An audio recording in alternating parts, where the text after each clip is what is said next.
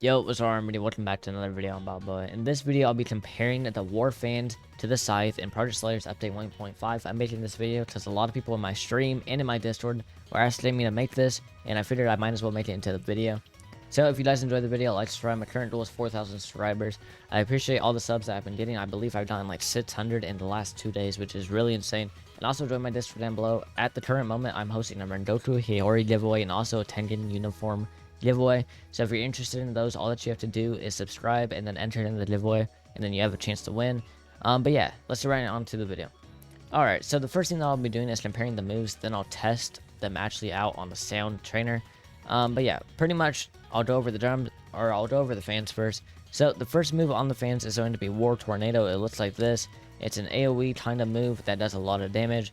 And then War Drums is pretty much what makes the War fans like really good, which is going to be a buff. As you guys can see in the bottom left, it gives me 20% more damage and also 30% more speed, so it makes you run faster, dash faster, and all that while doing more speed, which is really good. Now I'll be going over the Scythe. Now the Scythe is really good as well, but there is one small issue with it. So the thing that makes the fan so good is that it buffs your BDA as well. Obviously the Scythe just is a standalone weapon, but here are the abilities for the Scythe. So the first one is going to be a combo center called Bloodlust. It looks like this. And yeah, you can use it in an air combo, really anything. And then the next move is going to be called Asteroid, which is like a jump style attack. In my personal opinion, without actually testing them out like damage wise, I personally like the fans more, because if you guys didn't know, the War Drums move also works on your BDA, so it buffs your whole character rather than just only being a standalone weapon. And the War Tornado move is really good for farming pretty much everything in the game. So just right off the bat, I'm going to say that I personally like the fans more, but now I'll actually be testing them for actual damage numbers. Now I will not be using the BDA in this fight. I'll only be using the weapons to see which one is actually faster. So yeah, pretty much, if you guys didn't know, this is actually the best way to farm for the Straw Hat is going to be this trainer, at least in Role 2. So yeah, pretty much what you're going to want to do with the War Drums is just activate the War Drums and then M1. But yeah, here's the move. As you guys can see, it did like 600 damage by itself, 105. I do 52 per M1.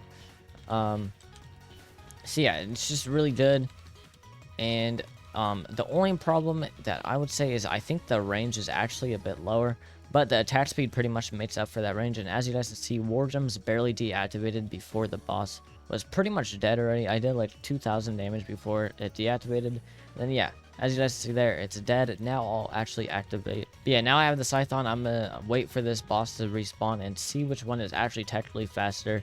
I believe War fans are better for bosses and mobs as well, because the War Tornado is AoE, but we'll see which one actually does more damage based off of raw numbers. The War fans did do 52 per M1 and the skill did 600 damage. So yeah. Alright, so the boss finally respawned, so now I will actually test out the M1 damage first. So the normal M1 damage is still okay. It's actually going to be 53 and 105 for the final one, so it does do one more M1 damage. Now, the first skill we'll be doing... Oh, okay.